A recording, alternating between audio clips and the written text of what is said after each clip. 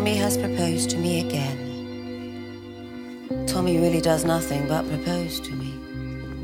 He proposed to me last night in the music room when I was quite unprotected, as there was an elaborate trio going on. I didn't dare make the smallest repartee, I need hardly tell you. If I had, it would have stopped the music at once. Musical people are so absurdly unreasonable. They always want one to be perfectly dumb at the very moment when one is longing to be absolutely deaf. Oh, and then he proposed to me in broad daylight this morning in front of that dreadful statue of Achilles. Really, the things that go on in front of that work of art are quite appalling.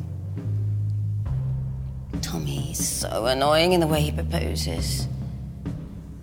If he was to propose at the top of his voice, I should not mind so much. That might produce some effect on the public. But he does it in a horrid, confidential way.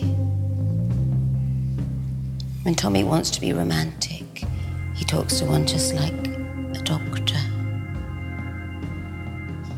I'm very fond of Tommy, but his methods of proposing are quite out of date.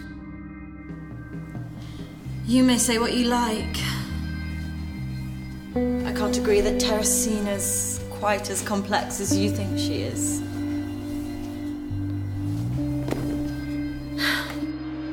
The man's asleep again. Flirting with the two of them.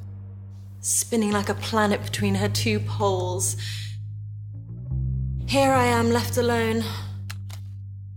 Although this place is beautiful. Art. Pictures, statues, porcelains, but that's not enough. There's no life. This life is giving the man softening of the brain. I'll never entertain again. People ought to know whether they're coming or not. But they accept and regret and regret and accept. A fiasco. An utter fiasco. They drive me wild. After this, I'm going to live for myself.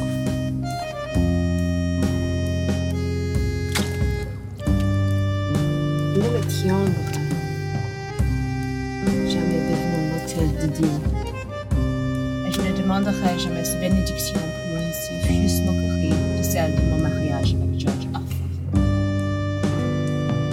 Comment pourrais-je promettre dans mes langues qui je déteste, donnerai lui qui t'en donnerait? Non, le mariage, c'est personne qui aime. C'est pas comme lui, c'est comme moi. I was jealous of every woman my first husband looked in the face. He was a portrait painter. The ideal man should talk to us like we're goddesses, but he should treat us like we're children. He should refuse all of our serious requests and gratify all of our whims. He should always say much more than he means.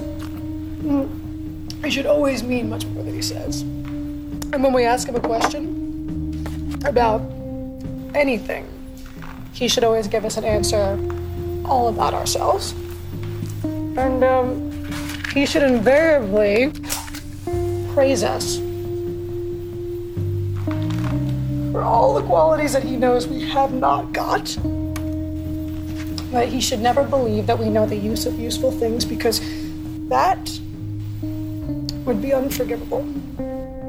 My second husband suffered tortures of his own jealousy of your grandfather. That was premature but prophetic. For your dear grandfather was our neighbor in those days, and he used to stand and look at me from his balcony. When I think of the times I've walked into my first husband's studio, shaking all over, to see what sort of woman he was painting this time, and how much of her. And of the times when I'd glance up at your grandfather on his balcony and let my dear second husband imagine, God forgive me, that I was smiling at him. And yet, he should always be ready to have a perfectly terrible scene whenever we want one and to become miserable. Absolutely miserable at a moment's notice.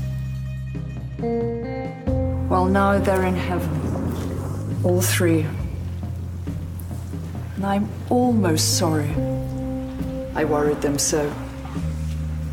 I never travel without my diary. One should always have something sensational to read on the train. If everybody's like you, a love story would soon be over. Matrimony ought never to happen till after other adventures. After all, God promised men that good and obedient wives would be found in all corners of the world. Thankfully, he made the world round.